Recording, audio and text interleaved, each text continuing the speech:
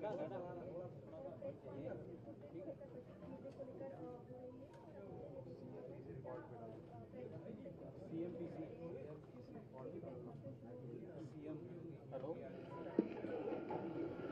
और भाइयों, आज की इस प्रेस कॉन्फ्रेंस में आप सभी का स्वागत है। हम केवल एक ही लाइन बोलेंगे, उसके बाद आदरणीय मुख्यमंत्री जी आज के बजट के ऊपर अपनी बात कहेंगे। योगी जी का बजट बना है यूपी की खुशहाली को, ये अद्भुत रंगीन करेगा आने वाली होली को।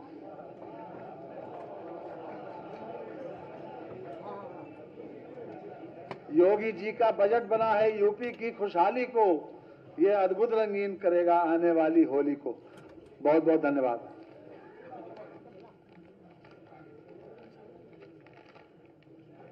मित्रों, देश की सबसे बड़ी आबादी का राज्य उत्तर प्रदेश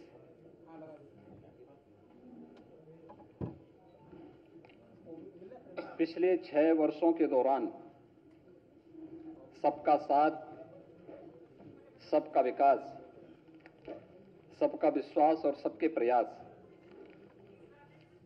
की भावना का प्रतिनिधित्व करते हुए उत्तर प्रदेश के समग्र विकास के लिए जो प्रयास प्रारंभ हुए हैं,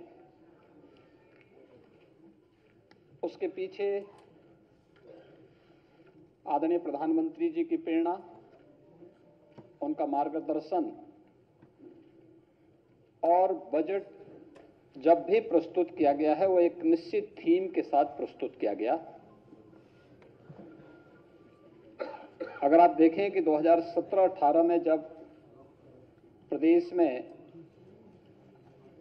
पहला बजट हमें प्रस्तुत करने का अवसर प्राप्त हुआ था, तो बजट हम लोगों ने प्रदेश के अन्नदाता किसानों को समर्पित किया था। वर्ष 2018-19 में प्रदेश का जो बजट था वह प्रदेश के इंफ्रास्ट्रक्चर और औद्योगिक विकास के लिए समर्पित किया था। वर्ष 19-20 का बजट प्रदेश के अंदर मिशन शक्ति, जिसमें महिला सुरक्षा, महिला सम्मान और स्वावलंबन के लिए समर्पित किया था। उस प्रकार की योजनाओं को ध्यान में रख करके हम लोगों ने प्रदेश के अंदर अपना बजट प्रस्तुत किया था। 2020-21 का बजट यह वह कालखंड है जब सदी की सबसे बड़ी महामारी का सामना हमें करना पड़ा था। वह था प्रदेश के युवा शक्ति के लिए, उनके कौशल विकास, रोजगार था, प्रदेश के इंफ्रास्ट्रक्चर, यानी इस महामारी के दौरान भी प्रदेश के अंदर रोजगार की संभावनाएं बाधित न हो, इसके लिए समर्पित था। 2021-22 का बजट प्रदेश के समग्र विकास को ध्यान में रख करके स्वावलंबन से सशक्तिकरण के लिए समर्पित किया था। 2022-23 का बजट अंत्योदय से आत्मनिर्भरता का बजट था। तो आज मेरे सहयोगी वित्त मंत्री खन्ना जी ने उत्तर प्रदेश की 25 करोड़ आबादी की विकास के लिए, उनके कल्याण के लिए जो बजट आज प्रस्तुत किया है, यह बजट उत्तर प्रदेश के त्वरित, सर्वसमावेशी और समग्र विकास के साथ साथ आत्मनिर्भर भारत की तर्ज पर आत्मनिर्भर उत्तर प्रदेश की नींव को प्रस्तुत करने वाला बजट है। मैं इस बजट को प्रस्तुत करने के लिए वित्त मंत्री श्री सुरेश खन्ना जी को अपर मुख्य सचिव वित्त श्री प्रशांत त्रिवेदी जी को और वित्त विभाग की पूरी टीम को उत्तर प्रदेश के अनुरूप बजट प्रस्तुत करने के लिए हृदय से बधाई देता हूं और आप सबका मैं हृदय से स्वागत करता हूं।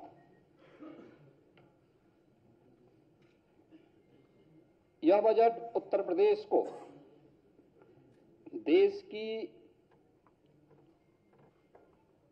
सबसे बड़ी अर्थव्यवस्था के रूप में स्थापित करने के लिए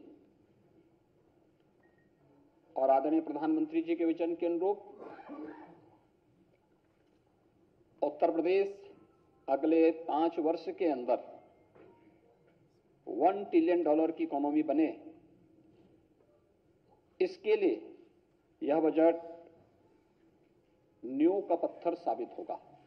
और इसी दृष्टि को ध्यान में रख करके हम लोगों ने अमृत काल का यह प्रथम बजट प्रस्तुत किया है। मुझे बताते हुए प्रसन्नता है कि पिछले 6 वर्षों के अंदर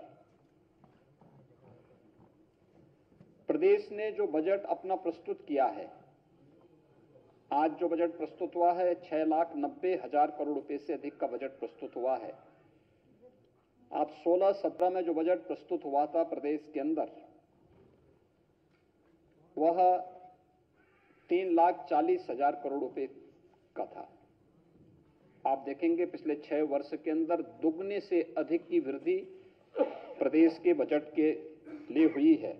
इस दौरान प्रदेश की प्रति व्यक्ति आय दुगनी हुई है, दुगने से अधिक हुई है। प्रदेश की जीडीपी में बढ़ोतरी हुई, दुगने से अधिक की बढ़ोतरी हुई है। और इस दौरान हम लोगों ने प्रदेश के अंदर यह जो बजट के दायरों को बढ़ाया गया है, यह उत्तर प्रदेश के अनुरूप है। यह डबल इंजन सरकार की अर्थव्यवस्था को विस्तार देने की प्रतिबद्धता को भी दर्शाता है। 2022 के विधानसभा चुनाव के पहले हमारी पार्टी ने उत्तर प्रदेश की जनता से लोक कल्याण संकल्प पत्र के माध्यम से जो वायदे किए थे, 130 जो हमारे वायदे थे, आज के इस बजट प्रस्तुत करने के साथ उनमें से 110 वायदों को हम इसके साथ इसमें समाहित किए हैं। पूरे बजट में अगर आप उसका बजट पर ध्यान देंगे तो लगभग 64,000 करोड़ रुपए से अधिक की धनराशि लोक कल्याण संकल्प पत्र में घोषित संकल्पों के लिए समर्पित हैं और उसमें बजट में उसका प्रावधान किया गया है। मित्रों, प्रदेश ने ये जो अर्थव्यवस्था को, उत्तर प्रदेश की अर्थव्यवस्था के दायरे को बढ़ाया है, उसको विस्तार दिया है। इसके लिए हम लोगों को अनेक कदम उठाने पड़े। प्रदेश में कर चोरी को रोकना पड़ा, वित्तीय अनुशासन और बेहतर वित्तीय प्रबंधन को प्रदेश के अंदर कैसे लागू किया जाए, इसमें शासन प्रशासन स्तर पर और हर एक स्तर पर, हर विभागीय स्तर पर इस पर कार्य हुआ। आज उसका परिणाम है कि जहां 2016-17 में राजस्व कर जो प्रदेश को केवल 86,000 करोड़ रुपए का प्राप्त होता था, वह आज 2022-23 के अंदर, यानी इस वित्तीय वर्ष के अंत में मार्च 2023 में जब हम लोग अपने राजस्व कर को देखेंगे तो यह 2,86,000 करोड़ रुपए से बढ़कर के 2,20,000 करोड़ रुपए को पार कर रहा होगा। प्रदेश में 2016-17 में जो सेल टैक्स और वैट से कुल लगभग 51,000 करोड़ रुपए की प्राप्ति होती थी, आज सेल टैक्स और वैट नहीं बल्कि जीएसटी है। जीएसटी के माध्यम से यह राशि बढ़ करके 1,25,000 करोड़ रुपए से अधिक होने का अनुमान है इस वित्तीय वर्ष के अंत में। स्टेट एक्साइज में जो 2016-17 में मात्र 12,000 करोड़ रुपए प्राप्त हुआ था, आज ये 22-23 में 45,000 करोड़ रुपए प्राप्त होने का अनुमान है। और ये तभी संभव हो पाया जब हम लोगों ने प्रदेश के अंदर राजस्व कर की चोरी को रोकने के लिए प्रभावी उपाय किए और राजस्व संग्रह की व्यवस्था को अत्यंत ही पारदर्शी तरीके से इस व्यवस्था को प्रदेश के अंदर लागू किया, उसके कारण ये प्रदेश के अंदर हो पाया है। ये आपने देखा होगा पिछले 6 वर्ष के अंदर जो भी संभव हो पाया है, या इस बार के टैक्स, उसमें भी आप देखेंगे उत्तर प्रदेश की जनता पर कोई अतिरिक्त टैक्स लगाए बगैर इस दौरान हम लोगों ने पेट्रोल डीजल पर जो वैट था यूपी का, उसकी ड्यूटी को कम किया। उत्तर प्रदेश की जनता को महंगाई से राहत दिलाई। और आज अगर आप देखेंगे कि प्रदेश के अंदर एक और डीजल पेट्रोल देश के किसी भी अन्य राज्य की तुलना में सस्ता है, इसके कारण आवश्यक उपभोक्ता वस्तुएं भी प्रदेश के अंदर महंगी नहीं हुई। आम जनमानस को राहत मिला, लेकिन पारदर्शी टैक्सेशन की प्रणाली प्रदेश के अंदर लागू करने, टैक्स चोरी को रोकने और राजस्व संग्रह को बढ़ाने का परिणाम आज हमारे सामने है कि प्रदेश ने जो एक रेवेन्यू सरप्लस स्टेट के रूप में आज उत्तर प्रदेश है, और जो हमारे पास रेवेन्यू सरप्लस है उसने प्रदेश के अंदर वर्ल्ड क्लास इंफ्रास्ट्रक्चर को देने में भी एक बड़ी भूमिका का निर्वहन किया। और उत्तर प्रदेश आज देश के अंदर बेहतरीन इंफ्रास्ट्रक्चर देने में सफल हुआ है। ये विगत 6 वर्ष के अंदर प्रदेश के अंदर ये सभी चीजें प्राप्त की हैं। प्रदेश के अंदर आज के इस बजट में जो चीजें आप देखते होंगे, बहुत सारी चीजों की घोषणा इसमें आज यहां पर हुई है। वित्तीय अनुशासन का पूरा पालन किया गया है। इसमें पूरे बजट में अगर आप देखेंगे, कुशल वित्तीय प्रबंधन की झलक आपको प्रदेश के अंदर देखने को मिलेगी। राजकोषीय अनुशासन को बनाए रखा गया है। एफआरवीएम एक्ट के अंतर्गत प्रदेश के अंदर जो राजकोषीय जो घाटे का जो निर्धारित सीमा है वह 3.5% से कम करके वह 3.24% तक करने में हमें सफलता प्राप्त हुई है, और यह प्रदेश के अंदर वर्तमान में है। बजट के अंदर जो कुछ और चीजें महत्वपूर्ण है वह है 2016-17 में बजट का जो आकार था वह स्वयं के कर का जो उसमें रेशियो था वह केवल 33% था। यानी जो हमारा स्वयं का रेवेन्यू प्रदेश के अंदर था वो उसमें केवल बजट में 33% वो योगदान दे पाता था। शेष ऋणों के माध्यम से या फिर सेंट्रल गवर्नमेंट पे निर्भरता के माध्यम से ही हम करते थे, या फिर उसके बारे में कोई भी हम साइलेंट रह पाते थे। इसका मतलब ये सब घोषणाएं झूठी थी। लेकिन आज जो भी हम कर पा रहे हैं, बजट में दोगुने से अधिक बजट होने के बावजूद बजट को हम लोगों ने लगभग 45 से 46% जो भाग है वह स्वयं के राजस्व से आज प्रदेश प्राप्त कर रहा है। राज्य सरकार का यह बेहतर वित्तीय प्रबंधन और राजस्व चोरी रोकने के परिणाम स्वरूप आज एक बजट का बड़ा हिस्सा राज्य सरकार अपने स्वयं के स्रोतों से वहन कर रही है। 16-17 में 20% से अधिक वित्त पोषण ये ऋणों के माध्यम से होता था, लेकिन आज 23-24 का जो बजट प्रस्तुत किया गया है इसमें मात्र 16% ही ऋण के माध्यम से रह गया है। इसके अलावा प्रदेश के अंदर 16-17 में 8% जो बजट था वह पुराने ऋणों के भुगतान में खर्च होता था, और आज बेहतर वित्तीय प्रबंधन के कारण मात्र 6% जो बजट का भाग है वही हम पुराने ऋणों को वहन करने के लिए उसका उपयोग कर रहे हैं। प्रदेश के अंदर इस दौरान अगर आप देखेंगे कि बेरोजगारी की दर के बारे में भी आज सदन के अंदर वित्त मंत्री जी ने अपने बजट भाषण में भी बहुत स्पष्ट घोषणा की कि 16-17 में उत्तर प्रदेश के अंदर अनएम्प्लॉयमेंट रेट जो था ये 17-18% था।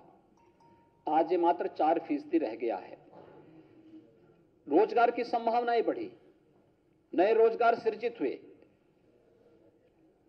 सिक यूनिट को, खासतौर पर एमएसएमई यूनिट जो उत्तर प्रदेश के औद्योगिक निवेश का एक बड़ा आधार था, उसको पुनर्जीवित किया गया। वन डिस्ट्रिक्ट वन प्रोडक्ट की योजनाओं ने उत्तर प्रदेश को एक्सपोर्ट के एक हब के रूप में विकसित किया और उत्तर प्रदेश के अंदर इसके लिए हम लोगों ने केंद्र से जुड़ी हुई इन तमाम योजनाओं को लागू करने का परिणाम क्या था? उत्तर प्रदेश का सीडी रेशो बेहतर हुआ है। जो 16-17 में मात्र 46% था, आज जो 55% हो रहा है। यह प्रदेश के अंदर की वर्तमान की वित्तीय स्थिति को भी दिखाता है और साथ साथ अगर आप देखेंगे 12 से 17 के बीच में प्रदेश के अंदर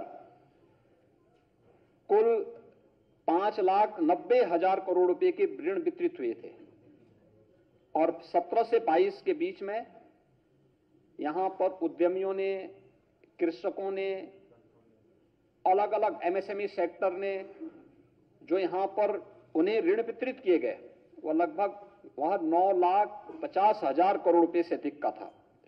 और ये अगर आप इस वित्तीय वर्ष में देखेंगे इसकी प्रोग्रेस भी काफी अच्छी है और इसे हम आगे बढ़ाने का कार्य कर रहे हैं।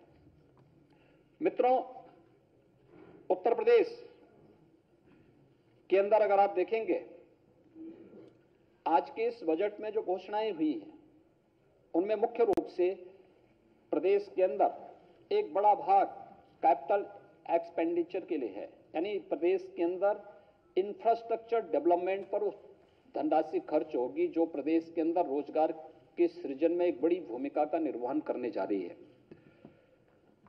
हमारे पास पहले से ही 5 एक्सप्रेसवे चालू स्थिति में है। वर्तमान में गोरखपुर लिंक एक्सप्रेसवे और गंगा एक्सप्रेसवे पे काम युद्ध स्तर पर चल रहा है। आज के बजट भाषण में वित्त मंत्री जी ने झांसी लिंक एक्सप्रेसवे और बुंदेलखंड एक्सप्रेसवे को चित्रकूट तक जोड़ने के लिए चित्रकूट लिंक एक्सप्रेसवे की भी घोषणा यहां पर आज की है और इसके साथ ही प्रदेश के अंदर पूर्वांचल एक्सप्रेसवे और बुंदेलखंड एक्सप्रेसवे में औद्योगिक क्लस्टर विकसित करने के लिए 4 क्लस्टर पूर्वांचल एक्सप्रेसवे में, 2 औद्योगिक क्लस्टर बुंदेलखंड एक्सप्रेसवे में विकसित करने के बारे में भी आज यहां पर बजट का प्रावधान किया है और उसकी घोषणा भी की है। गोरखपुर लिंक एक्सप्रेसवे के लिए भी यहां पर औद्योगिक गलियारा के लिए उसकी घोषणा यहां पर आज हुई है। प्रदेश में किसानों को राहत देने के लिए अन्नदाता किसानों के बारे में जो हम लोगों ने लोक कल्याण संकल्प पत्र के माध्यम से भी बात की थी, इसे निजी नलकूप से जुड़े हुए जो हमारे अन्नदाता किसान हैं उन्हें हमने पिछले बजट में विद्युत बिल में 50% की छूट दी थी। आने वाले समय में हम उन्हें व्यवस्थित तरीके से 100% छूट देने की व्यवस्था करने जा रहे हैं और इसके लिए भी बजट का प्रावधान हम लोगों ने इसमें किया है।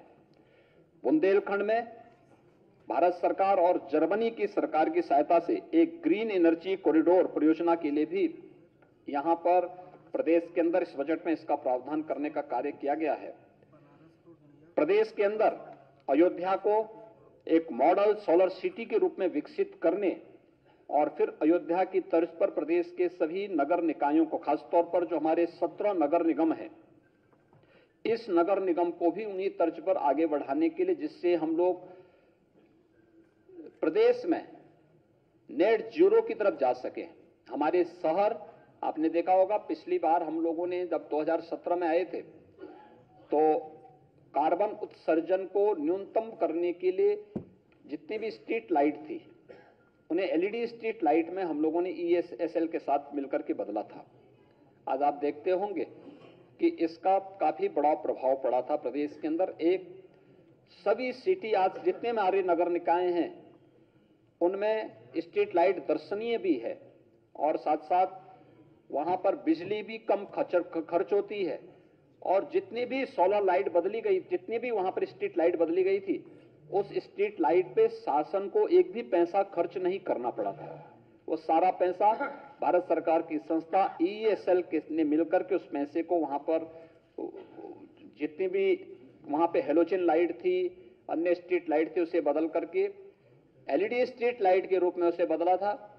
बदले में उसने एक एमओयू किया था कि अगले 7 वर्ष तक हम इसकी रखरखाव करेंगे और जो विद्युत की बचत होगी उसी में से वह अपना पैसा भी लेंगे। ये एक मॉडल यहां पे लागू किया गया था, आज वो प्रदेश के अंदर जारी है। सोलर सिटी हमें रिन्यूएबल एनर्जी को प्रोत्साहित करने के साथ साथ जो आज दुनिया के अंदर नेट जीरो की बात की जा रही है, इस दिशा में आगे बढ़ाने की एक शुरुआत अयोध्या से सोलर सिटी के रूप में आगे बढ़ाने की कार्रवाई को हम लोग आगे बढ़ाने जा रहे हैं। एयर कनेक्टिविटी को अगर आप देखेंगे तो उत्तर प्रदेश में 2017 के पहले मात्र 2 एयरपोर्ट क्रियाशील थे, 2 आंशिक थे और 2 वाराणसी और गोरखपुर, वाराणसी और लखनऊ ये यहां पर पूरी तरह यहां पर क्रियाशील थे। आज हम 9 एयरपोर्ट को पूरी तरह क्रियाशील कर चुके हैं।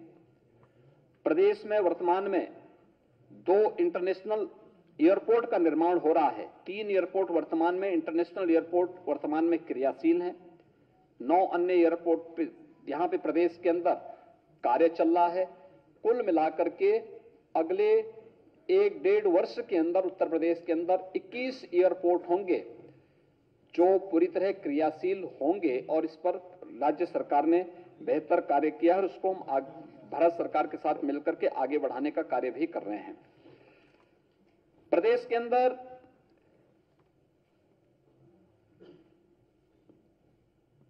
आगरा और वाराणसी में साइंस सिटी और नक्षत्रशाला की स्थापना के लिए भी इस बजट में इसका प्रस्ताव यहां पे प्रस्ताव किया गया है। और प्रदेश के अंदर परिवहन निगम का बेड़ा, हम सब जानते हैं कि कोरोना कालखंड में जब लॉकडाउन लगा था, बड़े पैमाने पर प्रदेश के कामगार और श्रमिक अपने राज्य के लिए आने के लिए मजबूर हुए थे। उस समय परिवहन निगम की बसेज के माध्यम से ही हमें उनको सुरक्षित स्थानों पर पहुंचाने में हमें मदद मिली थी। आज मुझे बताते हुए प्रसन्नता है कि आगामी कुंभ को ध्यान में रख करके हम लोगों ने 22-23 में 200 करोड़ रुपए नई बसेज के क्रय के लिए व्यवस्था परिवहन निगम के लिए की थी। 23-24 में परिवहन निगम की 1000 नई बसेज के लिए भी बजट में 400 करोड़ रुपए का प्रावधान किया गया है। परिवहन निगम के बस स्टैंड के लिए 100 करोड़ रुपए की अतिरिक्त व्यवस्था की गई है और प्रदेश ने जो अपनी EV policy, electric vehicle policy प्रदेश के अंदर लागू की है, उसके लिए भी 100 करोड़ रुपए का प्रावधान हम लोगों ने बजट में किया है। प्रदेश के अंदर अन्य इंफ्रास्ट्रक्चर के लिए, सड़कों के निर्माण के लिए, इंटर स्टेट कनेक्टिविटी के लिए, डिस्ट्रिक्ट मुख्यालयों को ब्रिजेज के निर्माण के लिए, सड़क और सेतुओं के निर्माण के लिए 21,000 करोड़ रुपए से अधिक का प्रावधान किया गया है। उनके अनुरक्षण के लिए 6,000 करोड़ रुपए का भी प्रावधान किया गया है। ये प्रदेश के अंदर अन्य ग्रामीण क्षेत्र के सड़कों के निर्माण के लिए भी 1525 करोड़, रेलवे उपरिगामी सेतु के लिए 1700 करोड़ रुपए और अन्य सेतुओं के निर्माण के लिए भी 1850 करोड़ रुपए का प्रावधान इस बजट में किया गया है। राज्य मार्गों के चौड़ीकरण के लिए 2588 करोड़, प्रमुख जिला मार्गों के चौड़ीकरण सुदृढ़ीकरण के लिए 2538 करोड़, प्रमुख धर्मस्थलों पर जाने वाले सड़कों के मार्गों के निर्माण के लिए 1000 करोड़ रुपए, राज्य सड़क निधि से अनुरक्षण के लिए 3000 करोड़ रुपए, औद्योगिक और जो हमारे लॉजिस्टिक पार्क हैं उनको 4 लेन की कनेक्टिविटी के लिए भी धनराशि की व्यवस्था की गई है। और इसमें एक नया मत उसमें जोड़ा गया है कि गन्ना विभाग से जुड़ी हुई जितनी भी सड़कें थी, अब पीडब्ल्यूडी उनका अनुरक्षण करेगा और इसके लिए 250 करोड़ रुपए की अतिरिक्त व्यवस्था भी बजट में आज की गई है। प्रदेश के अंदर औद्योगिक विकास को बढ़ावा देने के लिए एक नई नीति आज घोषित की गई है, वह है मुख्यमंत्री औद्योगिक क्षेत्र विस्तारीकरण और नए औद्योगिक क्षेत्र प्रोत्साहन योजना। इसमें प्रदेश के अंदर इस वित्तीय वर्ष में 5000 करोड़ रुपए की व्यवस्था की गई है, जिसमें नए औद्योगिक क्षेत्र स्थापित करने के लिए यह कार्रवाई प्रदेश के अंदर यहां पे प्रारंभ होगा। इसके अलावा झांसी बुंदेलखंड औद्योगिक विकास प्राधिकरण की भी व्यवस्था आज इस बजट में की गई है, जिसके लिए इस बजट में 5,000 करोड़ रुपए की व्यवस्था हम लोगों ने इसमें की है। PM Gatishakti national master plan multimodal connectivity infrastructure के लिए भी 1,200 करोड़ रुपए का व्यवस्था की गई है। अटल इंडस्ट्रियल इंफ्रास्ट्रक्चर मिशन के लिए 300 करोड़ रुपए की व्यवस्था की गई है। और प्रदेश के अंदर जो सिक यूनिट हमारी हैं, खासतौर पर कताई मिल्स हैं, स्टेट यार्न यूनिट हैं, स्टेट स्पिनिंग जो मिल्स हैं, राज्य वस्त्र निगम से जुड़ी हुई जो मिल्स हैं, जो एक प्रकार से बंदी के कगार पर हैं, उन सभी को हम नए औद्योगिक क्लस्टर वहां पे विकसित कर सकें, नए औद्योगिक इकाइयों को विकसित कर सकें। इसके लिए एक पॉलिसी उत्तर प्रदेश सरकार लेकर के आई है और इसमें हम वहां पर जो कर्मचारी पहले से वहां पे कार्यरत हैं, उनके देय भुगतान के बारे में भी व्यवस्था हम लोगों ने की है। प्रदेश के युवाओं के तकनीकी दृष्टि से सक्षम और समर्थ बनाने के लिए टैबलेट और स्मार्टफोन देने की जो व्यवस्था की गई है, हम लोगों ने अब तक प्रदेश में 20 लाख युवाओं को टैबलेट और स्मार्टफोन वितरित किए हैं। पिछले बजट में हम लोगों ने प्रदेश के अपने युवाओं के लिए जो व्यवस्था की थी, 1700 करोड़ रुपए की व्यवस्था की थी, जिसके तहत 20 लाख युवाओं को हम इसके साथ जोड़ चुके हैं। इस बार के इस बजट में हम लोगों ने 3600 करोड़ रुपए का प्रस्ताव किया है, जो उत्तर प्रदेश के यूथ को प्रदेश के अंदर स्वामी विवेकानंद युवा सशक्तिकरण योजना में टैबलेट और स्मार्टफोन, ये स्नातक और प्रास्नातक युवाओं को इस सुविधा हम उपलब्ध कराने जा रहे हैं और अगले 5 वर्ष में कुल 2 करोड़ युवा को हम इसके साथ जोड़ने का कार्य करेंगे। प्रदेश में औद्योगिक पार्कों के विकास के लिए मैं निजी क्षेत्र यानी निजी क्षेत्र भी इस क्षेत्र में निवेश, उसमें उन्हें प्रोत्साहित करने के लिए भी 500 करोड़ रुपए का एक व्यवस्था की गई है। वन डिस्ट्रिक्ट वन प्रोडक्ट के लिए भी इसमें 275 करोड़ रुपए का प्रावधान है और भारत सरकार की विशेष सहायता प्राप्त योजनाओं के वित्तीय में, जिसमें जनपद स्तर पर यूनिटी मॉल की स्थापना होनी है। वन डिस्ट्रिक्ट वन प्रोडक्ट के जो हमारे प्रोडक्ट हैं, उनके डिस्प्ले के लिए यूनिटी मॉल बनेंगे, उसके लिए भी 200 करोड़ रुपए का प्रस्ताव इस बजट में किया गया है। विश्वकर्मा श्रम सम्मान के अंतर्गत जो हमारे परंपरागत उद्यमी हैं, कारीगर हैं, उनके प्रोत्साहन के लिए उन्हें निःशुल्क प्रशिक्षण, टूल किट उपलब्ध कराना, इसके लिए भी धनराशि की व्यवस्था इस बजट में की गई है। तो प्रदेश से निर्यात को प्रोत्साहित करने के लिए भी हम लोगों ने विशेष प्रावधान किया और मुझे बताते हुए प्रसन्नता है कि 17-18 में प्रदेश में हमारा जो कुल निर्यात होता था वह मात्र 86 से 88,000 करोड़ रुपए के बीच में था। आज वह बढ़ करके लगभग 1,60,000 करोड़ के आसपास होने जा रहा है। मुख्यमंत्री एक नई योजना इसमें हमने चलाई है। एमएसएमई सेक्टर में जो लोग काम करते हैं, उद्यमी हैं या जो वहां कारीगर हैं, उनको सुरक्षा बीमा का कोई कवर नहीं था। मुख्यमंत्री सूक्ष्म उद्यमी दुर्घटना बीमा योजना हम इस बार उसको लागू कर रहे हैं। इसके लिए धनराशि की व्यवस्था की गई है। अगर किसी आपदा के कारण, किसी दुर्घटना के कारण उस उद्यमी की, एमएसएमई सेक्टर में कार्य करने वाले किसी उद्यमी की, किसी कारीगर की, किसी हस्तशिल्पी की दुर्भाग्य से मौत होती है तो 5 लाख रुपए की बीमा कवर उसे देने का कार्य किया जाएगा और इसको लेकर के हम लोगों ने कार्य पर इसमें बजट में उसका प्रावधान किया है। युवाओं को रोजगार उपलब्ध कराने के लिए, उसके लिए विशेष प्रशिक्षण के लिए भी प्रदेश के अंदर इस बजट में इसका प्रावधान किया गया, इसमें बजट में उसका प्रावधान किया गया है। प्रदेश के अंदर नई स्टार्टअप नीति के बारे में, आईटी सेक्टर में इनक्यूबेटर्स और स्टार्टअप सीड कैपिटल के लिए भी बजट का प्रावधान इसमें किया गया है। इसके साथ ही प्रदेश के अंदर प्रदेश के अमरोहा, बागपत, अमेठी, संभल, हापुड़ जनपदों में और वाराणसी और चंदौली में भी हम लोगों ने जिला उद्योग प्रोत्साहन और उद्यमता विकास केंद्र की स्थापना के लिए भी इसमें बजट का प्रावधान किया है। प्रदेश के अंदर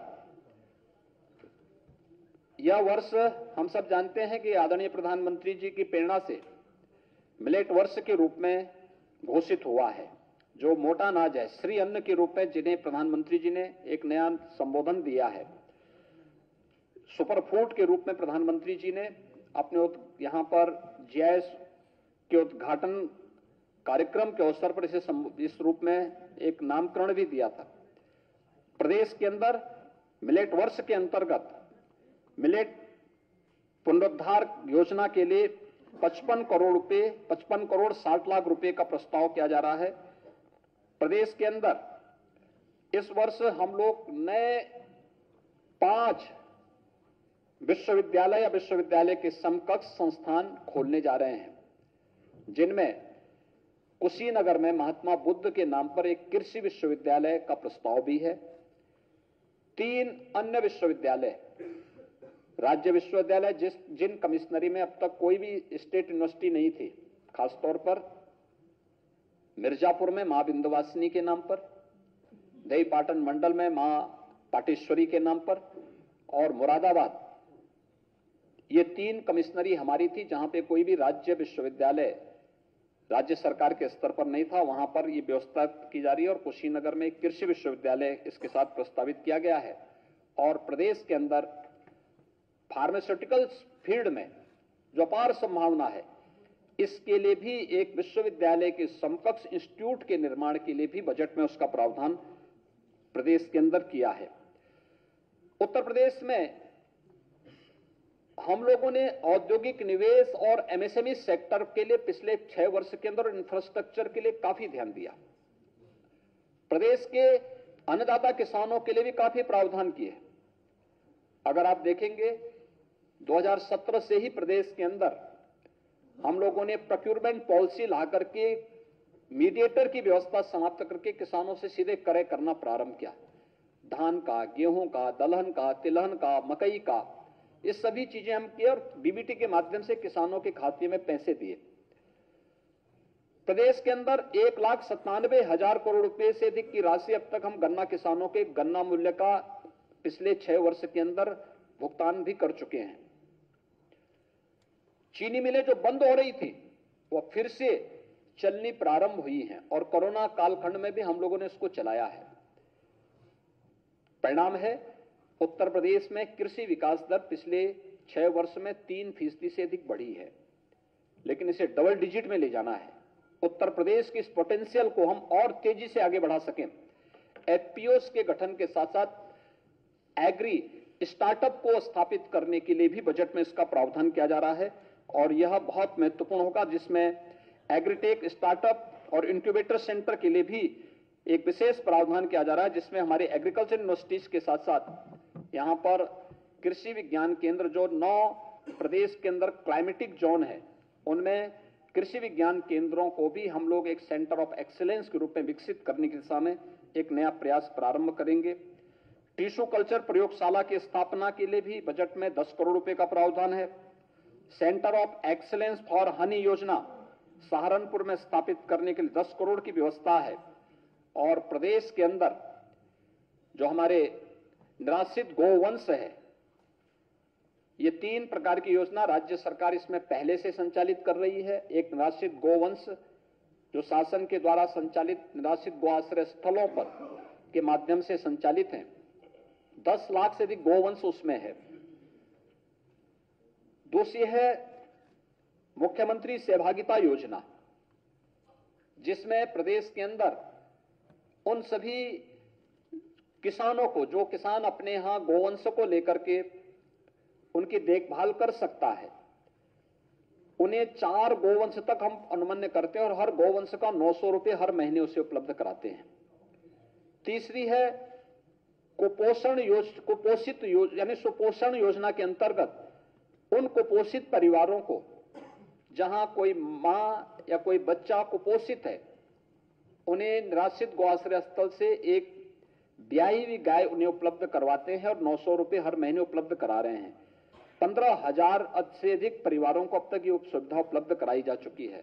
तो ये 3 प्रकार की योजनाएं हैं। निराश्रित गोवंश के अनुरक्षण के लिए 750 करोड़ रुपए का भी व्यवस्था इसमें की गई है और साथ साथ हम लोगों ने प्रदेश के अंदर ये जो निराश्रित गोवंश है उनके लिए नए गौ आश्रय स्थल बनाने के लिए भी 120 करोड़ रुपए की अतिरिक्त व्यवस्था इस बजट में ये व्यवस्था भी की गई है। डेयरी सेक्टर में प्रदेश के अंदर अपार संभावना है। उत्तर प्रदेश देश के अंदर सर्वाधिक दुग्ध उत्पादन करने वाला राज्य है। इन संभावनाओं को आगे बढ़ाने के लिए प्रदेश के अंदर दुग्धशाला विकास और दुग्ध उत्पाद प्रोत्साहन नीति के लिए 25 करोड़ रुपए का एक व्यवस्था की गई है। नंद बाबा दुग्ध मिशन योजना के अंतर्गत 61 करोड़ रुपए की व्यवस्था की गई है। मुख्यमंत्री मत्स्य संपदा योजना के लिए 10 करोड़ और निषाद राज बोर्ड सब्सिडी योजना के लिए 5 करोड़ रुपए की बजट का भी व्यवस्था इसमें प्रदेश के अंदर की गई है। कृषकों को कम ब्याज पर फसली ऋण उपलब्ध कराने के लिए 500 करोड़ रुपए की व्यवस्था की गई है और प्रदेश के अंदर कृषक दुर्घटना बीमा के दायरे को बढ़ाते हुए उसमें अब तक केवल किसान जिसके नाम पे खेती होती थी वह केवल किसान ही उसके दायरे में आता था। अब किसान के साथ साथ किसान के परिवार के सदस्य, इसके साथ साथ वो खेतीहर मजदूर जो अब तक खेतीबाड़ी तो करता था लेकिन अगर किसी आपदा का शिकार होता था वह उसके दायरे में नहीं आता था। राज्य सरकार ने उसका विस्तार किया है और 750 करोड़ रुपए की व्यवस्था मुख्यमंत्री कृषक दुर्घटना बीमा योजना के अंतर्गत किसानों को किसी भी प्रकार की आपदा में एक सुरक्षा बीमा का कवर उन्हें देने का कार्य किया है। मित्रों, ईज ऑफ लिविंग के आदरणीय प्रधानमंत्री जी के विजन को आगे बढ़ाते हुए ग्रामीण और शहरी क्षेत्र में प्रधानमंत्री आवास योजना के अंतर्गत अब तक 52 लाख से अधिक गरीबों को एक एक आवास उपलब्ध देने की कार्रवाई संपन्न हुई है और इस बजट में भी 7,508 करोड़ रुपए जो विगत वर्ष के बजट में व्यवस्था थी उसके सापेक्ष इस बार 10,202 करोड़ रुपए से अधिक का प्रस्ताव इसमें किया जा रहा है। प्रदेश के अंदर जो छोटी छोटी जातियां थी जिनकी कोई वाइस नहीं थी, मुसहर, बनटागिया, कोल, थारू, चेरो, सहरिया, इन सभी उन जातियों को जो कोई पहुंच नहीं थी उनको भी इन सुविधाओं के साथ जोड़ने, कुष्ठ रोगियों को, इन सभी को इसके साथ मुख्यमंत्री आवास योजना के साथ जोड़ने के लिए भी 1203 करोड़ रुपए की व्यवस्था की गई है, जिससे इन्हें भी काफी बड़ी संख्या में आच्छादित किया गया। जो बच्चे हैं उनको हम लोग इसको करेंगे। उत्तर प्रदेश विधानमंडल के सभी सदस्यों को जो मिलने वाली राशि 3 करोड़ की राशि मिलती थी उसको बढ़ोतरी करके 5 करोड़ का प्रस्ताव भी इसमें किया गया है। यह सभी माननीय विधानसभा और विधान परिषद के सदस्यों को ही प्राप्त होगा। मुख्यमंत्री पंचायत प्रोत्साहन योजना के अंतर्गत 2,478 उत्कृष्ट ग्राम पंचायतों के प्रोत्साहन के लिए भी 85 करोड़ रुपए का प्रस्ताव इस बजट में किया गया है। ग्रामीण क्षेत्र में भी ग्रामीण सचिवालय का निर्माण हो सके और तकनीक के माध्यम से गांव की नागरिक को गांव में ही सभी प्रकार की सुविधाएं मिल सके, इसके लिए प्रदेश के अंदर बड़े पैमाने पर ग्राम सचिवालयों का निर्माण किया जा रहा है। 750 बहुउद्देशीय पंचायती भवनों के निर्माण के लिए भी इस बजट में उसका प्रावधान किया गया है।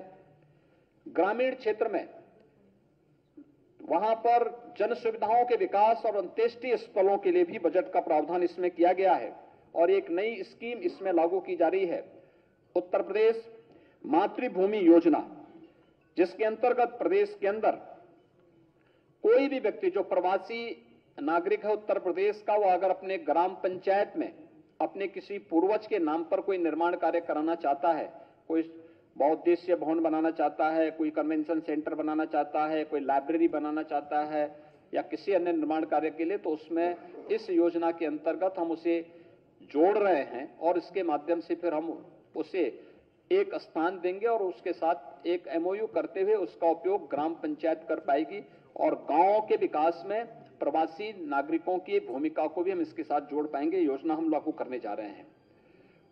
जल जीवन मिशन, हर घर नल।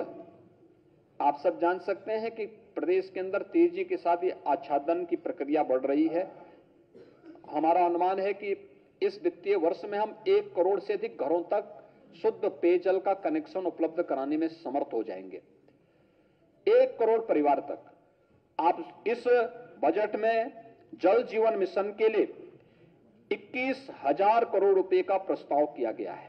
एक बड़ी राशि इसके लिए उपलब्ध कराई जा रही है। जल संरक्षण के लिए भूजल स्तर के मापन और उन्हें पूर्व में स्थापित जो पोजीमीटर थे, वहां पर डिजिटल वाटर लेवल रिकॉर्डर की स्थापना हेतु हम 23-24 में उसकी एक व्यवस्था प्रदेश के अंदर करने जा रहे हैं, जिसमें नवीन डिजिटल वाटर लेवल रिकॉर्डर की स्थापना के लिए भी इस बजट में प्रावधान किया जा रहा है। उत्तर बुंदेलखंड क्षेत्र में एक नवीन योजना India Israel Bundelkhand water project प्रारंभ करने का एक प्रस्ताव है और साथ साथ अटल भूजल योजना के अंतर्गत प्रदेश के अंदर जो 26 क्रिटिकल विकास खंड थे, उन विकास खंडों के लिए भी हम लोगों ने प्रदेश के एक बजट का प्रावधान इसमें किया है। वाराणसी में रोपवे के लिए बजट का प्रस्ताव है। Kanpur metro, Agra metro, Delhi, Ghaziabad, Meerut rapid rail के लिए व्यवस्था की जा रही है और मेट्रो प्रदेश के अंदर गोरखपुर, वाराणसी, प्रयागराज, मेरठ, अन्य जो शहर हैं, इन सब में भी एक वित्तीय प्रस्ताव किया गया है मेट्रो के लिए। प्रदेश के अंदर एक नई योजना और शहरी क्षेत्र में विकसित की जा रही है, वह है मुख्यमंत्री शहरी नई यानी न्यू सिटी प्रोत्साहन योजना। यह योजना, इसमें 3,000 करोड़ रुपए की व्यवस्था इस बजट में की जा रही है, जिसके माध्यम से न्यू सिटी के निर्माण के लिए प्रदेश के अंदर $1 ट्रिलियन की इकोनॉमी को प्राप्त करने की दिशा में जो आदरणीय प्रधानमंत्री जी का विजन है, उसके अनुरूप इसको आगे बढ़ाने के लिए न्यू सिटी के निर्माण के लिए भी एक प्रोत्साहन राशि इसके माध्यम से हम लोग देने जा रहे हैं, जिसमें 50% प्रोत्साहन राज्य सरकार देगी और 50% संबंधित अथॉरिटी ऋणों के माध्यम से अपने स्रोत से वहन करेगी। ये कार्यक्रम हम इसके साथ जोड़ने जा रहे हैं। प्रदेश के अंदर बाढ़ नियंत्रण के स्थायी समाधान के लिए भी, प्रदेश में नए नलकूपों के निर्माण के लिए भी और प्रदेश के अंदर आपने देखा होगा पिछले 5 वर्ष के अंदर हम लोगों ने बाण सागर परियोजना, अर्जुन सहायक परियोजना, सरयू नहर राष्ट्रीय परियोजना जैसी लगभग 1 दर्जन सिंचाई की परियोजनाओं को तेजी के साथ समयबद्ध ढंग से आगे बढ़ाया था, जिसके परिणाम स्वरूप प्रदेश में लगभग 22 लाख हेक्टेयर भूमि को अतिरिक्त सिंचाई की सुविधा प्राप्त हुई थी। इस बजट में मध्य गंगा नहर परियोजना के साथ साथ अन्य जो लंबित परियोजनाएं थीं, जो वर्षों से दशकों से चल रही थी, उन्हें समयबद्ध ढंग से आगे बढ़ाने के लिए हम लोगों ने एक बड़ी कार्य योजना को इसके साथ अपने साथ यहां पर जोड़ा है और उन कार्यक्रमों को भी हम लोग आगे बढ़ाने का कार्य कर रहे हैं। प्रदेश में जितने भी स्वास्थ्य संबंधी योजनाएं हैं, हेल्थ इंफ्रास्ट्रक्चर पर विशेष ध्यान देते हुए 1 डिस्ट्रिक्ट 1 मेडिकल कॉलेज के लक्ष्य को प्राप्त करने के लिए प्रदेश के अंदर प्रधानमंत्री Ayushman Bharat health infrastructure mission के साथ ही प्रदेश के अंदर जहां पे जो लोग उससे आच्छादित नहीं हो पा रहे हैं और वास्तव में नीडी हैं, उन लोगों को मुख्यमंत्री जन आरोग्य योजना के अंतर्गत उन्हें लाभान्वित करने के लिए भी 250 करोड़ रुपए का प्रस्ताव इसमें किया गया है। प्रदेश के अंदर पंडित दीनदयाल उपाध्याय राज्य कर्मचारी कैशलेस चिकित्सा योजना के अंतर्गत भी 150 करोड़ रुपए की व्यवस्था यहां पे राज्य कर्मचारियों के लिए प्रस्तावित किया गया है। प्रदेश में जो मैंने पहले ही बताया था, Uttar Pradesh institute of pharmaceutical research and development की स्थापना के लिए भी धनराशि का प्रावधान उसमें किया गया है। जितने भी हमारे गवर्नमेंट मेडिकल कॉलेजेस हैं, जहां पे नर्सिंग और पैरामेडिकल के कॉलेज नहीं स्थापित हो पाए हैं, वहां पर इनके लिए भी धनराशि की व्यवस्था इस बजट में की गई है। प्रदेश के अंदर मिलावट को से बचाव करने के लिए प्रदेश के अंदर खासतौर पर खाद्य सुरक्षा और औषधि प्रशासन विभाग में के माध्यम से हर कमिश्नरी स्तर पर हम लोग एक उच्च स्तरीय लैब की स्थापना कर सकें। इस बजट में 200 करोड़ रुपए का प्रावधान इसके लिए हर एक कमिश्नरी के स्तर पर एक उच्च स्तरीय लैब की व्यवस्था के साथ साथ प्रदेश के युवाओं के लिए अच्छे करियर के लिए और उनको जॉब मिल सके, इंडस्ट्री को इंस्टीट्यूशन को इंडस्ट्री के साथ जोड़ने के एक बड़े कार्यक्रम के साथ प्रदेश सरकार पहले ही कार्य कर रही है। टाटा टेक्नोलॉजीज के साथ प्रदेश ने 150 से अधिक आईटीआई को उनके साथ जोड़ने के एक बड़े कार्यक्रम का प्रावधान इसमें किया है, जिसमें बहुत शीघ्र टाटा टेक्नोलॉजीज के साथ हमारा इसके साथ एमओयू होगा, जिससे आने वाले समय में बड़े पैमाने पर उत्तर प्रदेश के युवा इसमें प्रशिक्षित हो पाएंगे। युवाओं को उद्योगों में अप्रेंटिसशिप के तहत मुख्यमंत्री अप्रेंटिसशिप की स्कीम प्रदेश के अंदर लागू की गई है, जिसमें एक राशि की एक प्रस्ताव हम लोगों ने इसके साथ की है कि किसी भी ऐसे उद्यम में जहां उत्तर प्रदेश का युवा किसी अप्रेंटिसशिप की स्कीम के साथ जुड़ता है तो उसमें एक निश्चित अवधि के तहत वो युवा वहां प्रशिक्षण लेगा। आधा मानदेय इंडस्ट्री देगी, आधा सरकार उसको देगी और उसके पास एक अनुभव भी होगा। ये व्यवस्था प्रदेश के अंदर लागू की जा रही है। 70 करोड़ रुपए की व्यवस्था हम लोगों ने इसमें की है। मैंने पहले आपको इस बार के बारे में बताया था। उच्च शिक्षा में मिर्जापुर में मां बिंदुवासिनी राज्य विश्वविद्यालय, देवीपाटन मंडल में मां पाटेश्वरी राज्य विश्वविद्यालय, मुरादाबाद मंडल में भी एक स्टेट यूनिवर्सिटी की स्थापना के लिए 50 करोड़ रुपए की व्यवस्था हम लोगों ने प्रस्तावित की है। प्रत्येक स्तर पर यानी ग्राम पंचायत स्तर पर और वार्ड स्तर पर डिजिटल लाइब्रेरी की स्थापना के लिए भी व्यवस्था की जा रही है। प्रदेश में सीएम अप्रेंटिसशिप की स्कीम सर्टिफिकेट, डिप्लोमा और टेक्निकल कोर्सेज करने वाले बच्चों के लिए तो थी, लेकिन सामान्य स्नातक या डिप्लोमाधारी जो बच्चे थे उनको ये सुविधा का लाभ नहीं मिल पा रहा था। इस बार हम लोगों ने 100 करोड़ रुपए की एक व्यवस्था मुख्यमंत्री अप्रेंटिसशिप स्कीम के अंतर्गत की है, जिसमें बीए, बीकॉम, बीएससी करने वाले छात्र भी इस योजना के साथ जुड़ सकते हैं और उनको भी इसका लाभ प्राप्त हो।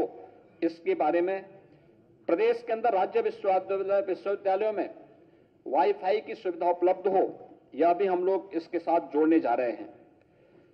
केंद्र सरकार के द्वारा जो पीएम श्री योजना लागू की गई है, जिसमें प्रधानमंत्री स्कूल फॉर राइजिंग इंडिया, इसके लिए भी इसके क्रियान्वयन के लिए 500 करोड़ रुपए का प्रावधान और डिजिटल लाइब्रेरी की स्थापना ये व्यापक स्तर पर हो, इसके लिए इसका प्रावधान भी शिक्षा के क्षेत्र में जो अनेक प्रकार के प्रयास प्रारंभ हुए हैं, ऑपरेशन कायाकल्प को और उसके दायरे को बढ़ाने के लिए हो, या फिर राजकीय महाविद्यालय या सहायता प्राप्त जो अशासकीय इंटर कॉलेजेस थे, इनके जर्जर भवनों के लिए भी हम लोगों ने व्यवस्था की है।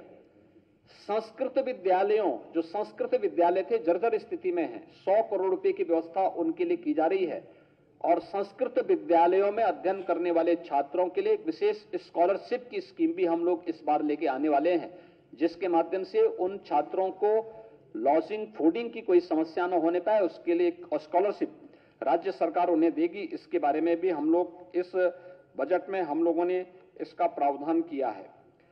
प्रदेश के अंदर जो अन्य वो हैं, खासतौर पर 2025 में प्रयागराज का कुंभ है, तो प्रयागराज कुंभ के लिए 2,500 करोड़ रुपए का व्यवस्था अभी से वहां के इंफ्रास्ट्रक्चर डेवलपमेंट के लिए राज्य सरकार ने प्रस्तावित किया है। इसके अलावा नगर निकायों में कान्हा उपवन के लिए, जहां पे जो निराश्रित गोवंश है उनके आश्रय स्थल बनाने के लिए 100 करोड़ रुपए का प्रस्ताव किया। इसके अतिरिक्त प्रस्ताव किया गया है नगरीय क्षेत्रों में अमृत 2 की स्कीम, जिसमें सीवर, पेयजल की स्कीम प्रदेश के अंदर हमारी 60 सिटी इससे आच्छादित है। उन सब के अलावा अन्य बड़े नगर निकायों को भी इसके साथ जोड़ने के लिए इस बजट में 5,616 करोड़ रुपए का प्रस्ताव किया जा रहा है, जिसमें शुद्ध पेयजल की आपूर्ति उन सभी शहरों में सीवर की ड्रेनेज की व्यवस्था बेहतर की जा सके, इसके लिए इसमें व्यवस्था की जा रही है।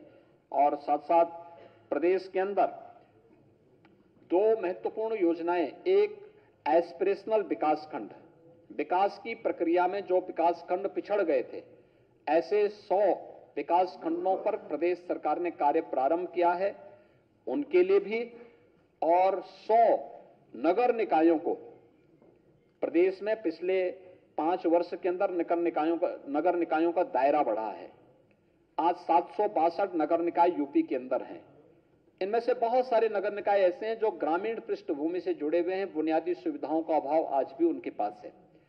उनके लिए 100 ऐसे नगर निकायों को हम लोगों ने आकांक्षी नगर योजना के अंतर्गत उनकी चयन की प्रक्रिया के साथ जोड़ करके उनके कन्वर्जन के माध्यम से उनके विकास, उन्हें सभी बुनियादी सुविधाओं से आच्छादित करने की एक बड़ी योजना को हम इसके साथ जोड़ रहे हैं। और इन सभी नगर निकायों में एक एक सीएम फेलो की भी तैनाती करेंगे, जो इन सभी नगर निकायों के व्यवस्थित और बुनियादी सुविधाओं से आच्छादित करने में योगदान देंगे।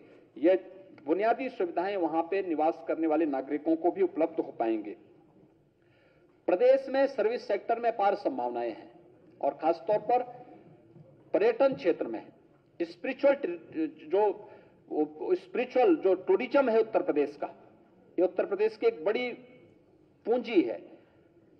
इसको प्रोत्साहित करने के लिए मुख्यमंत्री पर्यटन संवर्धन योजना, पर्यटन योजना के अंतर्गत 300 करोड़ रुपए का प्रस्ताव इस बार फिर से हम लोगों ने इसमें की है।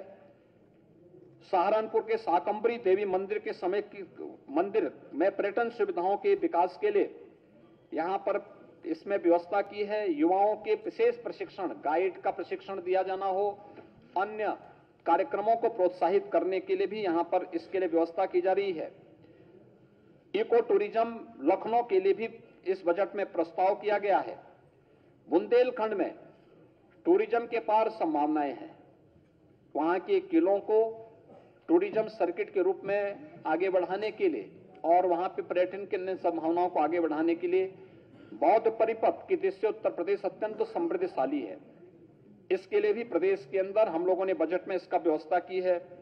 सुख तीर्थ के डेवलपमेंट के लिए जो मुजफ्फरनगर में है उसके लिए हम व्यवस्था करने जा रहे हैं।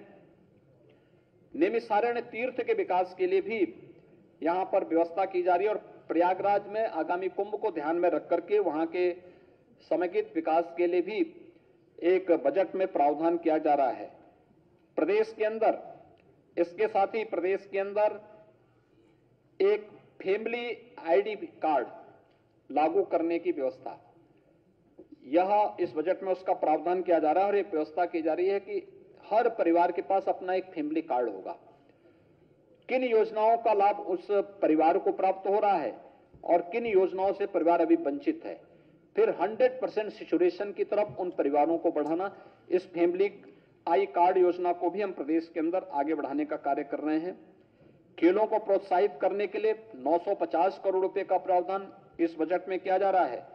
साथ साथ खेल के विभिन्न प्रकार के विकास की योजनाओं को आगे बढ़ाने के साथ साथ मेजर ध्यानचंद स्पोर्ट्स विश्वविद्यालय में 300 करोड़ रुपए की व्यवस्था, पूर्व खिलाड़ियों और पहलवानों को आर्थिक सहायता के लिए भी धनराशि की व्यवस्था की गई है।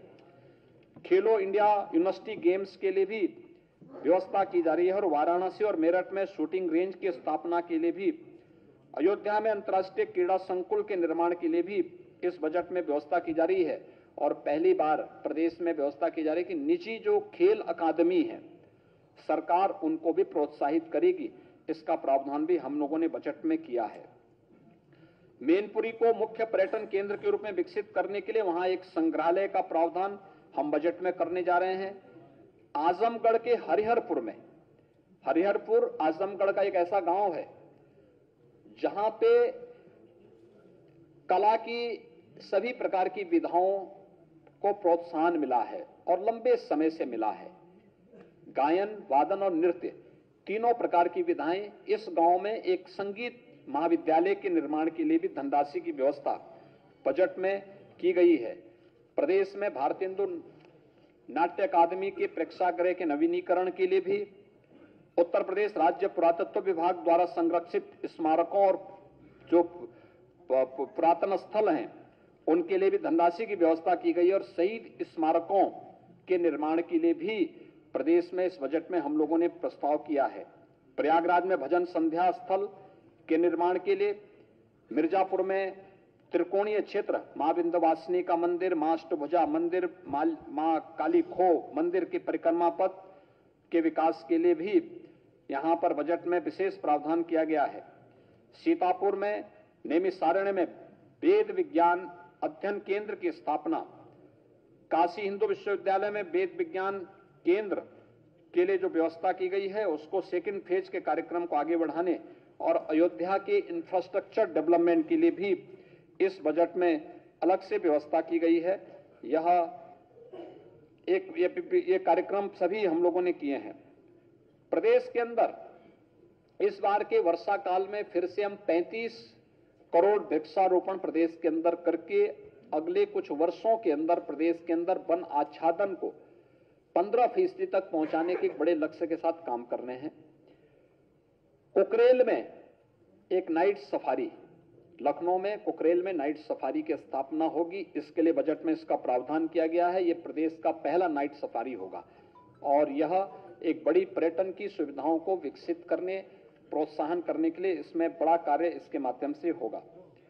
बाकी प्रदेश के अंदर कन्या सुमंगला, मुख्यमंत्री कन्या सुमंगला योजना, निराश्रित महिला पेंशन योजना, मुख्यमंत्री सामूहिक विवाह योजना, इन सभी महिला कल्याण से जुड़ी हुई योजनाओं के साथ साथ पिछड़ा वर्ग की निर्धन बालिकाओं की शादी के लिए अनुदान की राशि के लिए, राज्य ग्रामीण आजीविका मिशन की समूह में कार्य करने वाली बहनों के लिए भी गैप फंडिंग के लिए, आंगनबाड़ी कार्यकर्तियों को आयुष्मान भारत योजना के अंतर्गत बीमा आच्छादन के लिए भी ये पहली बार ये स्कीम दी जा रही है जो आंगनबाड़ी कार्यकर्तियों को उपलब्ध करवाने का कार्य किया जा रहा है। और 3 महिला पीएससी बटालियन के गठन की कार्रवाई को भी तेजी के साथ आगे बढ़ाने के लिए प्रदेश सरकार ने इस बजट में इसका प्रावधान किया है।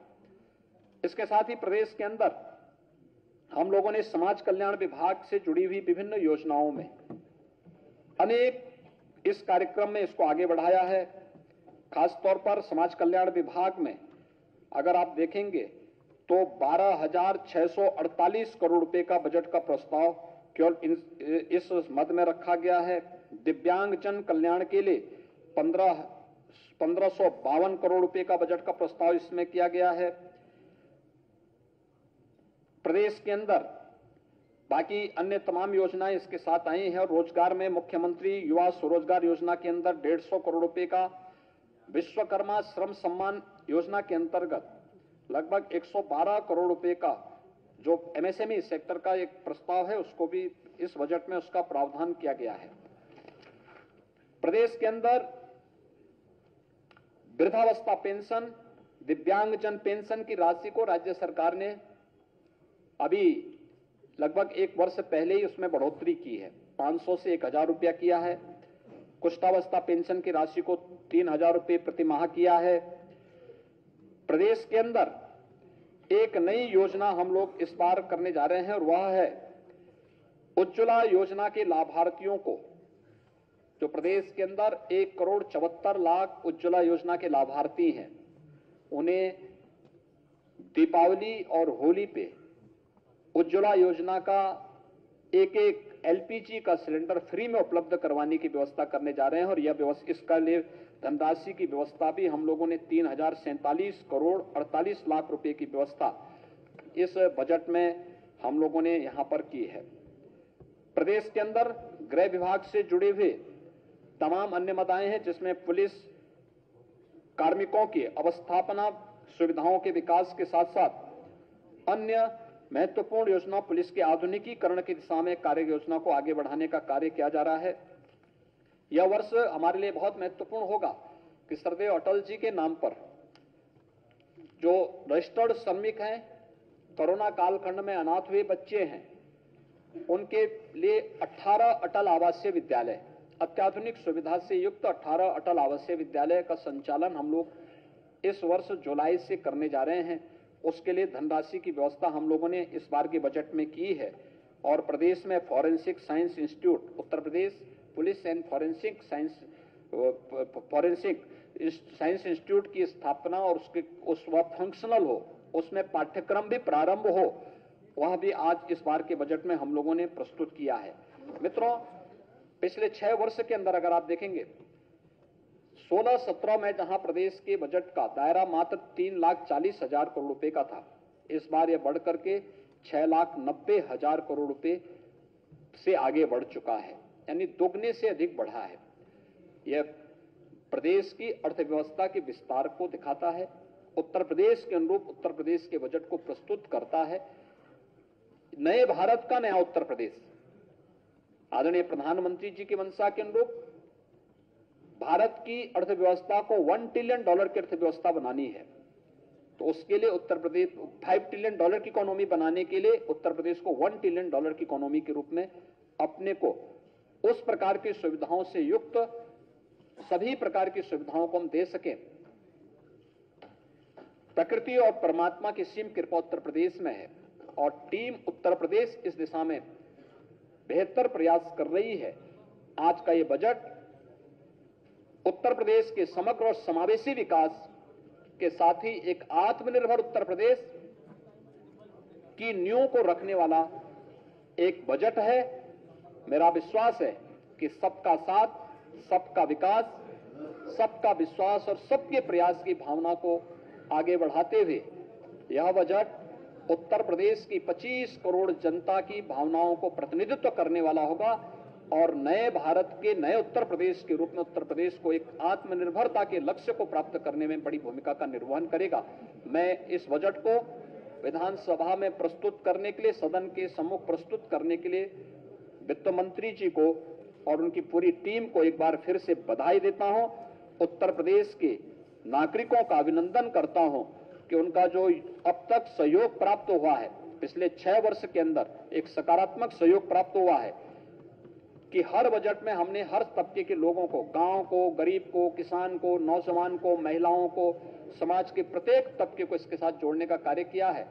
तो वह इस बजट में भी आपको बहुत स्पष्ट रूप से झलकते हुए दिखाई दे रहा होगा और मैं इस बात के लिए आश्वस्त कर सकता हूं कि जो भी हमने बजट में प्रावधान किए हैं, एक समयबद्ध तरीके से उसे लागू करने और उसको आगे बढ़ाने में हम सक्षम होंगे। इस बजट में आपने देखा होगा, मैंने कुछ चीजों का उल्लेख जानबूझ के नहीं किया है कि जो हमने 25 सेक्टोरियल पॉलिसीज की बनाई है, जिसके अंतर्गत हमें अभी हाल ही में संपन्न हुए ग्लोबल इन्वेस्टर समिट 2023 में 33,50,000 करोड़ रुपए से अधिक के प्रस्ताव प्राप्त हुए हैं। उन सभी प्रस्तावों से संबंधित सभी संबंधित सेक्टोरियल पॉलिसीज में इंसेंटिव की व्यवस्था भी हम लोगों ने अभी से प्रारंभ कर दी है। यद्यपि कोई भी उद्यम लगने और फिर प्रोडक्शन प्रारंभ होने पर ही इंसेंटिव का लाभ प्राप्त करता है, लेकिन हमने उसके लिए भी व्यवस्था की है। कुछ कार्यक्रम ऐसे होंगे जो शॉर्ट टर्म होंगे, कुछ मीडियम के होंगे, कुछ लॉन्ग टर्म के होंगे, लेकिन उन सब के लिए भी हम लोगों ने प्रोत्साहन की राशि इसके साथ जोड़ी हुई है और हम विश्वास के साथ कह सकते हैं कि उत्तर प्रदेश आने वाले समय में देश की सबसे बड़ी अर्थव्यवस्था के रूप में अपने आप को स्थापित करने में सफल होगा। मैं एक बार फिर से वित्त मंत्री जी को और उनकी पूरी टीम को हृदय से इस एक समग्र विकास, समावेशी विकास की सोच और आत्मनिर्भरता के लक्ष्य के साथ आगे बढ़ने की उत्तर प्रदेश की इस बजट को प्रस्तुत करने के लिए हृदय से बधाई देता हूं। अपनी पूरी टीम के सभी सदस्यों का अभिनंदन करता हूं और उत्तर प्रदेश वासियों को इस बजट के लिए हृदय से मंगलमय शुभकामनाएं देता हूं। विश्वास करता हूं कि यह बजट उत्तर प्रदेश के युवाओं को, अन्नदाता किसानों को, मातृशक्ति को और समाज के प्रत्येक तबके को एक नया संबल प्रदान करने में अपना योगदान देगा। धन्यवाद। आपकी सुरक्षा से जुड़ा एक महत्वपूर्ण सवाल। एक मिनट मुख्यमंत्री जी इधर देखिए, ये कौन है? मुख्यमंत्री जी एक मिनट आप बैठिए, प्लीज बैठ जाइए। सर आपकी अनुमति हो तो एक आध प्रश्न ले लें सर। मैं आपसे आगे चाहता हूँ, ये देखिए कौन है। आप एकाना स्टेडियम में गए थे, ये व्यक्ति कौन है घेरे में जो कि सुरक्षा व्यवस्था को धन्यवाद, आपको बहुत बहुत धन्यवाद। और आपको ये बहुत देखिए धन्यवाद। और कोई इस पर क्वेश्चन कार्रवाई पूछना? Neha Lalchandani, times of India से। एक मिनट बैठ जाइए। कुछ अरे चीज पत्रकारों के अनुरोध पे ही प्रश्न पूछा जा रहा है, बैठ जाइए एक मिनट। नेहा, पत्रकार आप बैठिए पत्रकार जो हैं, पत्रकार भी इसी व्यवस्था के हिस्से मुख्यमंत्री जी को हैं। दिखाइए। पत्रकार भी इसी व्यवस्था इसके के खिलाफ हिस्से एफआईआर हैं होगी। और उस नेहा, प्रकार की एक मिनट बैठ जाइए आप। होने के डायरेक्टर जनरल साथ पुलिस यूपी इस पर आप बैठ संरक्षण दे जाइए। रहा आपका आप बैठ जाए, बैठ जाए, आप बैठ जाए, क्या? बैठ जाए। आप देखिए इसको। आपकी टाइम्स ऑफ इंडिया सद्भावना के से लिए आपको धन्यवाद। एक मिनट, टाइम्स ऑफ इंडिया से नेहा लालचंदानी। आपकी सद्भावना के लिए आपको बहुत धन्यवाद। नेहा, ये देखिए आप जरा नेहा अपना सवाल पूछिए। ये लीजिएगा, ये कर लीजिएगा। मुख्यमंत्री जी के लिए है ये। आपने कहा कि सब्सिडीज का प्रोविजन किया गया है। सब्सिडीज का प्रोविजन शुरू हो चुका है। जो पिछली कंपनीज लगी है जिनको सब्सिडीज देनी है उनका काफी अमाउंट बचा हुआ है। यहाँ कोई अमाउंट नहीं बची हुई है। देखिए, जो भी प्रदेश के अंदर जो 2018 में पहला हम लोगों ने इन्वेस्टर समिट किया था, इसके अलावा 3 ग्राउंड ब्रेकिंग सेरेमनी भी हम लोगों ने प्रदेश के अंदर की और उसके अतिरिक्त भी समय समय पर प्रदेश के अंदर यहां पर निवेश जमीनी धरातल पर उतरा। प्रोडक्शन प्रारंभ होने के बाद जिन भी उद्यमियों ने आवेदन किया है, पॉलिसी के दायरे में जिनको लेटर ऑफ इंटेंट जारी किए गए थे, उन्हें उनकी इंसेंटिव की राशि मिल रही है। और इस बार किसी भी उद्यमी को उद्यम लगाने के लिए या फिर एमओयू साइन करने के लिए या उद्यम लगाने के लिए या इंसेंटिव के लिए इन्वेस्ट यूपी के पास न जाना पड़े या किसी विभाग के पास न जाना पड़े। इसके लिए हम लोगों ने 3 प्रकार की ऑनलाइन प्लेटफॉर्म की सुविधा भी उन्हें उपलब्ध करा दी है। इसलिए मुझे लगता है कि ऑनलाइन इंसेंटिव जो मॉनिटरिंग सिस्टम हम लोगों का यहां पर चालू हो चुका है, वह अब किसी भी उद्यमी को इधर उधर जाने की अवसर ही नहीं देगा। स्वयं ही सब ऑटो मोड पर होता हुआ दिखाई देगा। राजीव दीक्षित जी, दैनिक जागरण से।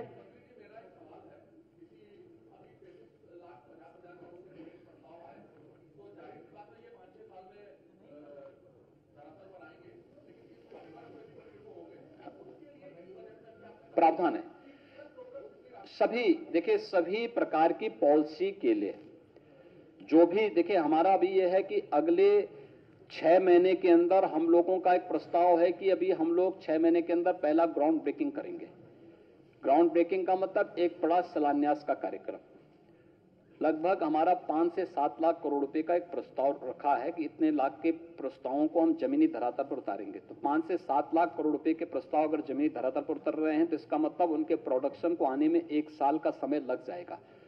लेकिन उस सब के बावजूद भी अगर उससे पहले भी कोई आता है, हर एक पॉलिसी बजट के पूरे भाषण को आप देखेंगे तो उसमें सब हर पॉलिसीज के लिए प्रोत्साहन की व्यवस्था भी उसके साथ जुड़ी गई है। अमर उजाला से सचिन जी पूछिए।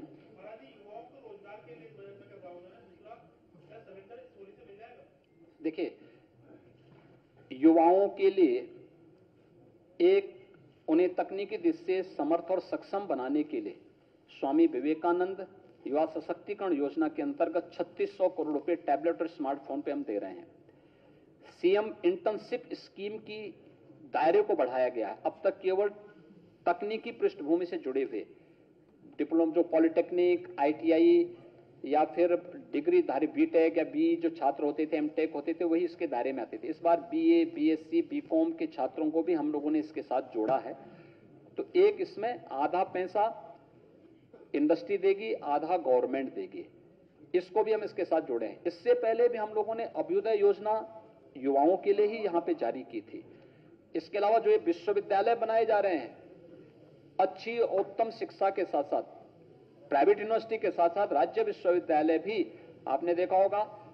गोरखपुर और लखनऊ विश्वविद्यालय को नेक की जो मूल्यांकन हुआ था उसमें ये प्लस का उनका मूल्यांकन हुआ। इससे पहले यहां पे अभी केजीएमयू और गोरखपुर में मदन मोहन मालवीय तकनीकी विश्वविद्यालय को ये प्लस का मिला। देश का पहला कृषि विश्वविद्यालय चंद्रशेखर आजाद तकनीकी और कृषि विश्वविद्यालय कानपुर, इसको नेक का एक ग्रेड प्राप्त हुआ है। तमाम प्राइवेट विश्वविद्यालयों को भी अच्छे A+ के ग्रेड मिले हैं। अच्छी शिक्षा, अच्छी स्वास्थ्य की सुविधा, अच्छी स्किल डेवलपमेंट के कार्यक्रम, जो हम 150 ITI को टाटा टेक्नोलॉजीज के साथ मिलकर के कार्यक्रम को आगे बढ़ा रहे हैं। PM स्किल मिशन के अंतर्गत जो कार्यक्रम कौशल विकास के प्रदेश के अंदर प्रारंभ हुए हैं, ये सभी युवाओं के लिए समर्पित है और अपने युवाओं को ही तकनीकी दृष्टि से सक्षम बनाने के लिए आगे बढ़ाने की एक योजना का हिस्सा है। Second last 1 minute Sachin ji, no supplementaries please. Anand Tripathi ji, Navbharat Times से।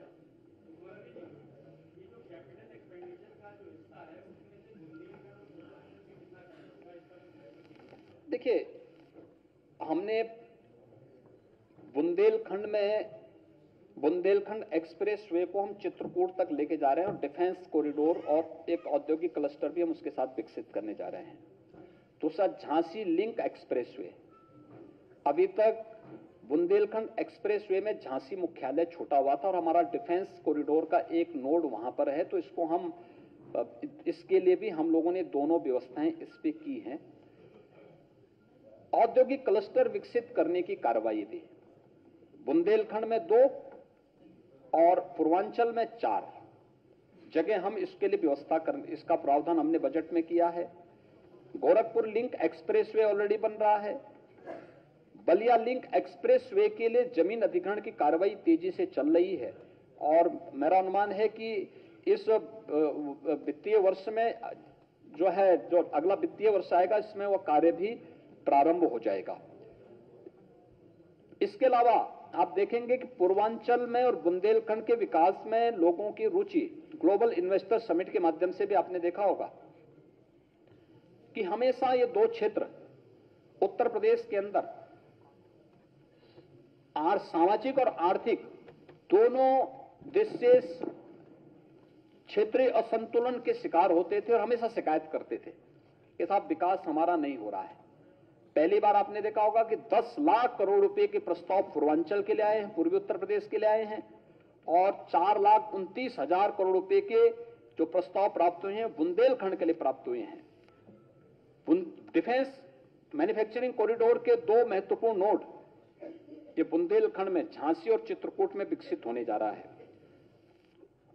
वहां पे आज के दिन पर अगर आप देखेंगे कि जो सिंचाई की सुविधाएं विकसित हुई हैं, देखिए अर्जुन सहायक का एक उदाहरण मैं आपको देता हूं। अर्जुन सहायक परियोजना लागू होने के पहले महोबा, बांदा आदि क्षेत्रों में 500 रुपए पर बीघा खेती किराए पे उठती थी। अर्जुन सहायक परियोजना लागू होने के बाद वही खेती 5 से 6 हजार रुपए बीघा जा रही है। 10 टाइम्स इनकम बढ़ी है किसान की। इसी प्रकार से वहां पर पेयजल की सुविधा, कोई बुंदेलखंड की सबसे बड़ी क्राइसिस क्या थी? पेयजल नहीं थी, तो था ही नहीं। वहां लोगों को 2-2, 4-4, 5-5 किलोमीटर दूर तक सिर में गगरी ले जाकर के पानी लाने के लिए मजबूर होना पड़ता था। देखिए बुंदेलखंड में पानी का कब अभाव नहीं था। हाँ, ग्राउंड वाटर भले ही कम रहा होगा, लेकिन सरफेस वाटर पर्याप्त था, लेकिन वाटर का नियोजन नहीं था। पहली बार हो रहा है जब वाटर का उचित नियोजन करते हुए हर घर नल योजना, और हमारा प्रयास है कि मार्च 2023 तक हम ज्यादातर गांवों के हर घर को शुद्ध पेयजल उपलब्ध करवाने का कार्य कर देंगे, तो औद्योगिक विकास, एग्रीकल्चर के फील्ड में कई गुना उनकी जो विकास की दर है और वहां पर हर घर नल योजना के साथ साथ जो ये इंफ्रास्ट्रक्चर डेवलपमेंट के कार्य हो रहे हैं। कोई सोचता था कि चित्रकूट में एयरपोर्ट आएगा, कोई सोचता था ललितपुर में एयरपोर्ट आएगा, कोई सोचता था सोनभद्र में एयरपोर्ट बनेगा, कोई सोचता था आजमगढ़ में यूनिवर्सिटी और आजमगढ़ में एयरपोर्ट का निर्माण होगा। आज ये सब संभव हुआ है। तो ये इसीलिए क्योंकि इस प्रकार की योजना, जब बिना भेदभाव की योजनाओं का लाभ हर एक क्षेत्र को, हर एक जनपद को दिया जाता है, तो उसका लाभ उसी प्रकार से प्राप्त भी होता है। आपने देखा होगा निवेश पहली बार प्रदेश के सभी 75 जनपदों में हुआ है। आप सोचिए, एस्पिरेशनल डिस्ट्रिक्ट है हमारा चंदौली। चंदौली तो वाराणसी के बगल में तब भी है, लेकिन एस्पिरेशनल डिस्ट्रिक्ट है श्रावस्ती। बलरामपुर अगर आप देखेंगे देश के अंदर सबसे अधिक आय वाला जनपद है, पर कैपिटा इनकम अगर आप देखेंगे देश के अंदर, और नोएडा है। लेकिन सबसे कम आय है वो बलरामपुर की है। लेकिन बलरामपुर में भी निवेश के प्रस्ताव प्राप्त हुए हैं, श्रावस्ती में प्राप्त हुए हैं, फतेहपुर में प्राप्त हुए हैं, चंदौली में प्राप्त हुए हैं, चित्रकूट में प्राप्त हुए हैं, सोनभद्र में बड़े पैमाने पर प्राप्त हुए हैं। कोई सोचता था 6,000 करोड़ रुपए से अधिक के प्रस्ताव अकेले सोनभद्र में आ जाएंगे, इस बार मिले हैं। ये दिखाता है, ये गुड साइन है कि उत्तर प्रदेश के अंदर इंफ्रास्ट्रक्चर का कार्य हुआ है। उत्तर प्रदेश के अंदर बेहतर कानून व्यवस्था की स्थिति हुई है। आज हर व्यक्ति अपने आप को सुरक्षित महसूस कर रहा है, और उसी को पुशअप करने के लिए और बजट एक संबल के रूप में आज प्रस्तुत किया गया है। अब माननीय मुख्यमंत्री जी की अनुमति से हम आखिरी सवाल लेंगे, अगर शैलेंद्र श्रीवास्तव जी हैं हिंदुस्तान से। यहाँ हाँ, साल भर में कितने युवाओं को रोजगार इससे मिलेगा, ये बताएंगे आप? इस देखिए, अभी यार एक मिनट, शैलेंद्र जी को उसमें देखिए, पिछले 5 वर्ष के दौरान, यानी अब 6 वर्ष होने जा रहे हैं, हम लोगों ने प्रदेश के अंदर 5 लाख से अधिक युवाओं को सरकारी नौकरी दी। 1,61,00,000 से अधिक युवाओं को हम लोगों ने एमएसएमई सेक्टर, जो हमारा मर चुका था, इसमें उन्हें नौकरी और रोजगार की सुविधा दी।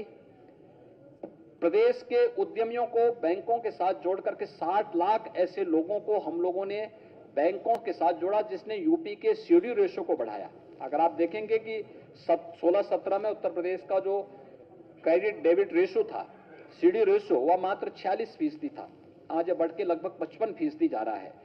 ये चीजें दिखाती हैं कि उत्तर प्रदेश एक सही दिशा में है, और उत्तर प्रदेश ने अगले 5 वर्ष के लिए अपना जो दायरा तय किया है कि हम प्रदेश के अंदर 2 करोड़ से अधिक युवाओं को नौकरी और रोजगार के साथ जोड़ेंगे।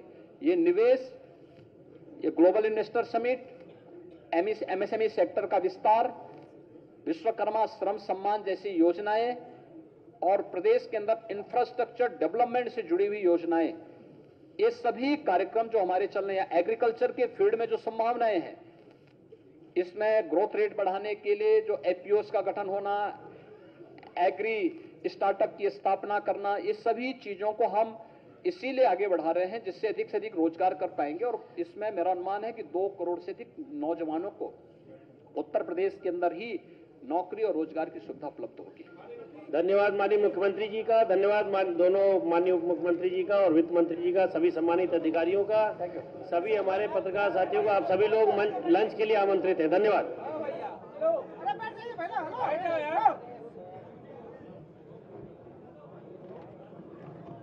पानी में आए हैं लोग, पानी में आ रहे हैं।